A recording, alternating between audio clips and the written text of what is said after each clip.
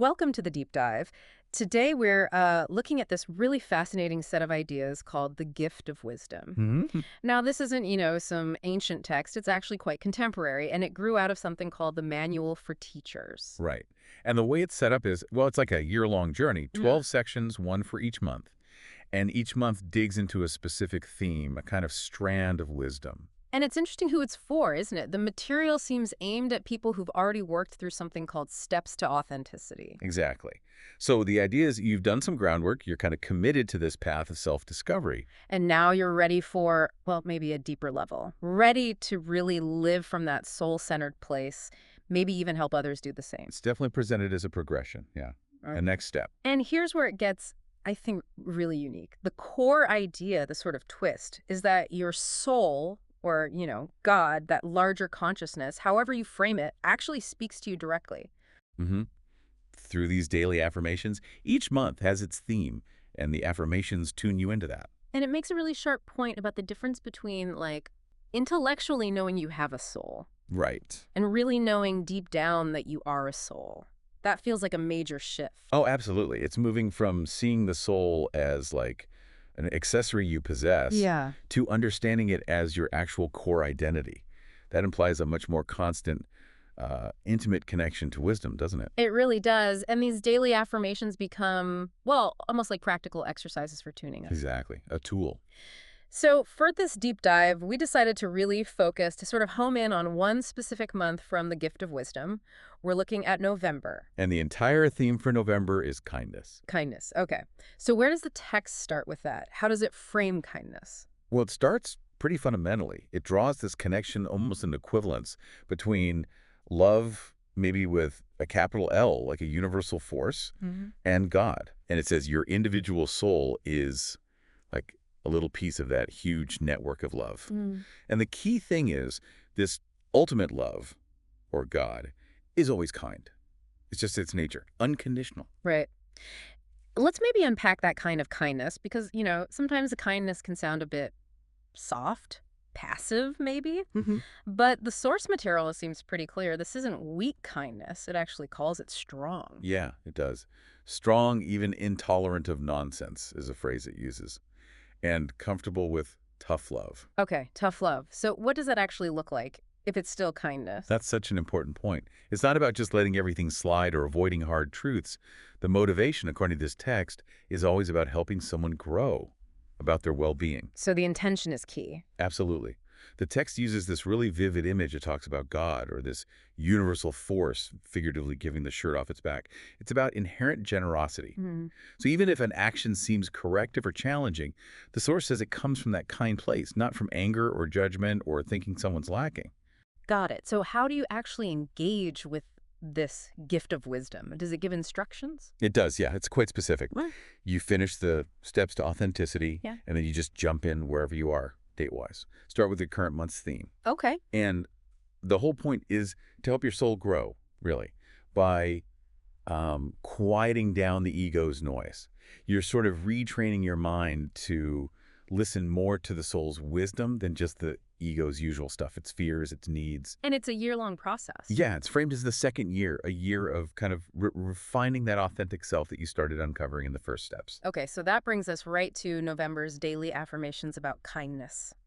It's really interesting how it sets up this contrast between the ego and the soul when it comes to kindness. It is. Like day one, November 1st, just hits you with, the ego is anything but kind. Wow, that's blunt. It is pretty stark, isn't it? Yeah. I think if you see the ego, like this material seems to, as being all about self-protection, comparison, needing validation, then even its kind acts often have, well, an angle. Maybe it's trying to get approval or avoid a fight or feel a bit superior. Yeah, that makes sense. Whereas true kindness, the soul's kindness here, seems to come from just connection, abundance, Yeah. no strings attached. Exactly. No transactional element. Yeah. And that leads right into November 2nd. If the ego is kind, it wants something in return. Really highlights that conditional thing. Right. Kindness is a bargaining chip. Hmm. Like social currency for the ego. Mm. But then contrast that with November 3rd, I am always kind. The I am referring to the soul or God. Right. And that's echoed on the 5th. Kindness is exceedingly patient. It emphasizes that this soul kindness is inherent, stable, not dependent on how things are going. And November 4th gets right to the source. I am always kind because I love you. So kindness is basically love in action. Pretty much. Love is the root, kindness is the expression, and this gets nuanced on November 7th. Love is kind, even if it has a strongly worded message. That's important, linking back to the tough love idea. Exactly. Kindness isn't always about being sugary sweet. Sometimes the kindest thing is honest feedback, even if it's hard to hear, provided the intention comes from genuine care. Then there's November 6th. Being unkind is just another sign of not understanding. What's the thinking there? It seems to suggest that unkindness comes from, well, a limited view. Like maybe you don't really get how connected we all are, or you can't quite see things from the other person's perspective. So it's less about being bad and more about being unaware. Yeah, or having a clouded view. Yeah. The idea is, as your understanding deepens, kindness just naturally becomes the way to respond. And apparently it's more effective, too. November 8th says, ego-dominant characters respond better to kindness than to harsh rhetoric. That feels a bit counterintuitive sometimes, doesn't it? It really does. But maybe it's about de-escalation. Kindness might sort of bypass the ego's defenses. If someone feels attacked, they just dig their heels in, right? Yeah, absolutely. But kindness might create a little space, maybe make them willing to listen. And it's not just for initial contact. November 9th, kindness helps smooth things over. So it's good for repairing things, too. Definitely. It's like a healing balm for relationships. It can lower the temperature, make resolution possible. The text is really firm on this point, though. November 10th. There is never justification for being unkind. Full stop. And then November 11th follows with, no one is ever deserving of unkind treatment. Those are really strong statements. They really are. It's like no matter what someone does, no matter how flawed you think they are, unkindness is just never the right response, according to this. It ties back to that unconditional love idea. Exactly. And then it gives very practical advice on November 12th. When you remember to treat others as you expect to be treated, you will remember how important kindness is. The golden rule. Simple but powerful. It grounds it, doesn't it? Takes it from an abstract idea to your own gut feeling. You want kindness, so you get why it matters for others. That empathy piece is huge. So true. And it talks about the impact, especially unexpected kindness. November 13th.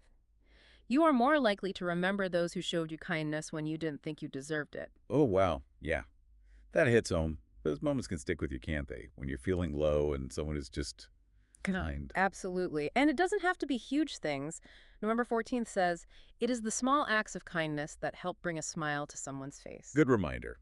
It's often the little everyday things that make the biggest difference. And as you progress spiritually, according to this, kindness increases naturally. Yeah. November 15th. The more soul-dominant you are, the kinder you will be. It makes sense with the framework, right?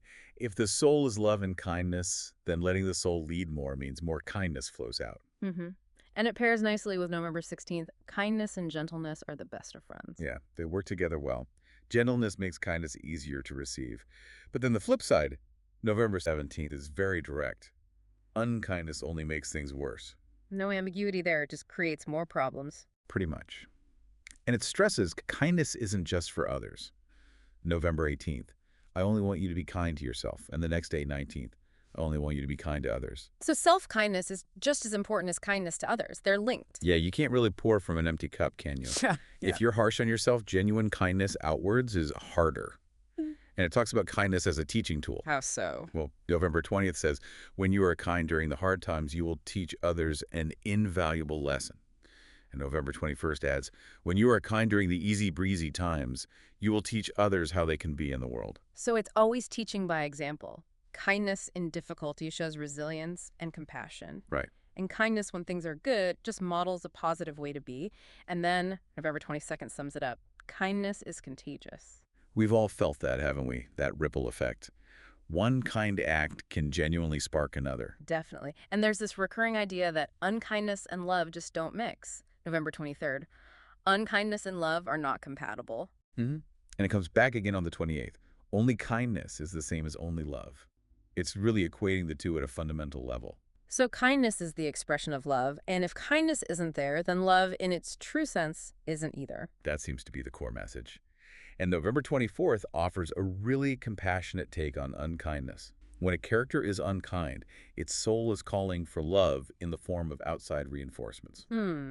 So unkindness is like a distress signal, A cry for the very love it seems to be rejecting. Kind of reframes it, doesn't it? Mm. Not as malice, but as a symptom of a deep need. It also talks about the long game, especially with kids. Yeah. November 25th. Children who are treated with kindness will grow up to be adults who treat others with kindness. And the 26th adds they'll grow up to be soul-dominant individuals. Wow. So kindness literally shapes people, shapes the future, according to this. It's foundational. Very much so. And then a simple nudge on the 27th. A kind gesture here and there never harmed anyone. Just a little encouragement to go for it. Don't overthink it. Just be kind. Exactly. And near the end, repeats, kindness is pure love. Mm-hmm. Just hammering that connection home. Mm-hmm. And then the last couple of days offer this interesting dynamic.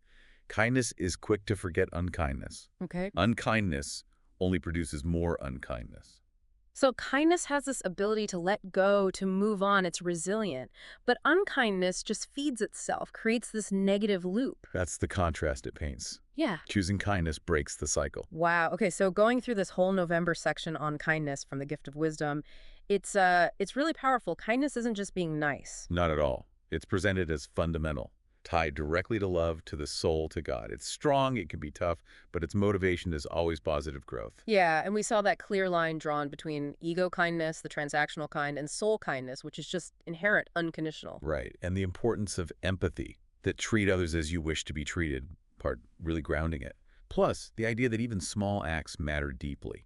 And that as you become more aligned with your soul, kindness just naturally increases. It's an outcome of that inner shift. Exactly. That link between love and kindness, that's the absolute core of this whole month's teaching. So the source is basically saying that consciously choosing kindness, using these affirmations, practicing it, it's a direct path to living more authentically, more from the soul. That's the clear suggestion, yeah. It's a key part of that growth. It's more than just manners. It's about connecting to something much deeper. Precisely. So maybe a final thought for you listening.